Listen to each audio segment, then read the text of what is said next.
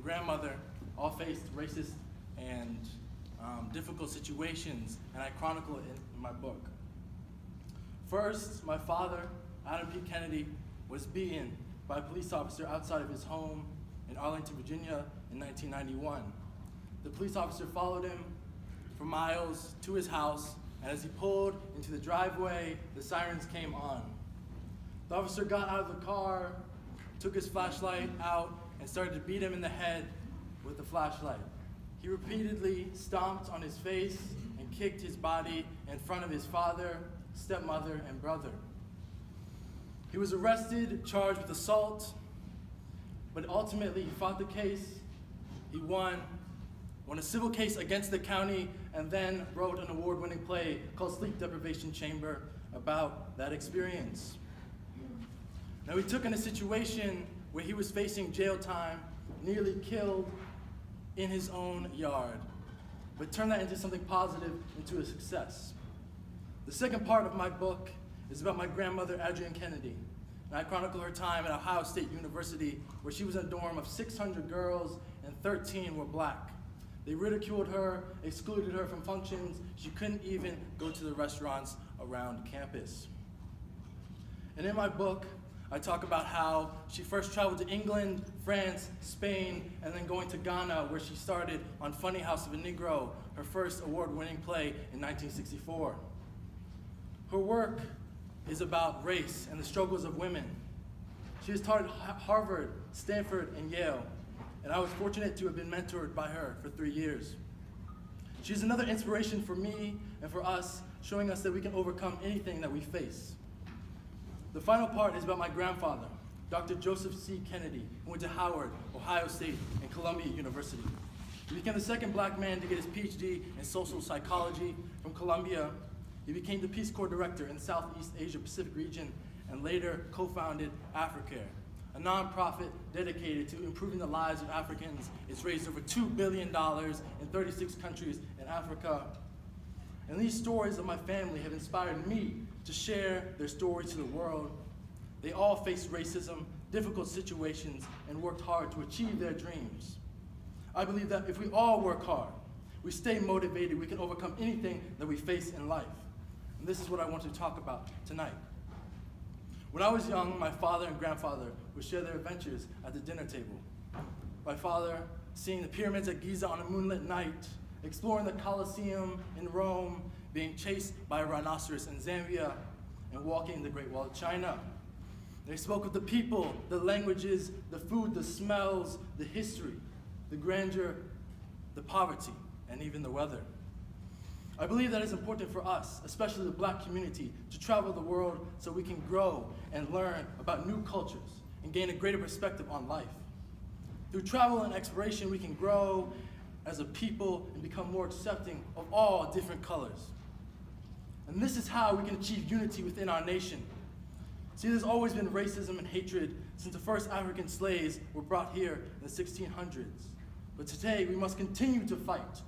We need to come together as a people, as a nation, enriching ourselves with knowledge. Going to college and getting an education is still an elite privilege, but knowledge and education of one's own self is still free. But the question is, how do we encourage the pursuit of knowledge? And what is the foundation of learning? Where does it begin? See, I grew up in Williamsburg, Virginia, attending solid public schools. I didn't always apply myself like I should have, but the thing that's crystal clear now is the foundation of learning. And as a child, my father would not only tell me stories of Africa, but read to me at night and help me with my homework and my other brothers and sisters. And this instilled in me the value of reading, listening, and using our imagination. And this continued on in elementary school at Matthew Raley, where I attended. An outstanding school with passionate teachers and volunteers, my foundation began to grow. See, I had two pillars of learning, one at home and one at school. I didn't realize the importance of both of these until I was a senior in high school, and I volunteered at Matthew Raley. I was helping black second graders and third graders read. And what I realized was that when they were reaching the 5th grade and they were 2 or 3 levels behind, it was nearly impossible to catch up in school. See, I had the first pillar, which not only allowed me to survive, it allowed me to thrive. And we know in our community there are many reasons why that pillar is not present. Single-parent homes, parents working multiple jobs, lack of good jobs, and our black men being mass incarcerated. The struggles to victory and the ability to pursue greatness begins early and often. It is a state of mind that must be maintained and nurtured. When we talk about education and its importance in doing well in schools, as people of color, we have another burden in the creation of our foundation, and that is the pursuit of our glorious history. The history of black Americans, the history of Africa, the history of civilization. The struggles to victory must include knowing our own history, because it's rarely taught in schools, so where do our young people learn about ancient Egypt, the great kingdoms of Mali, leaders like Kwame Nkrumah or Patrice Lumumba? And the question that I'm posing is what happens when we enrich our youth? I had mentioned before that my grandfather, who first went to Africa in 1960, the first in his family, he had grown up poor in means, but rich in history of the stories that his mother and father would tell him of Africa. And growing up, my father lived in England.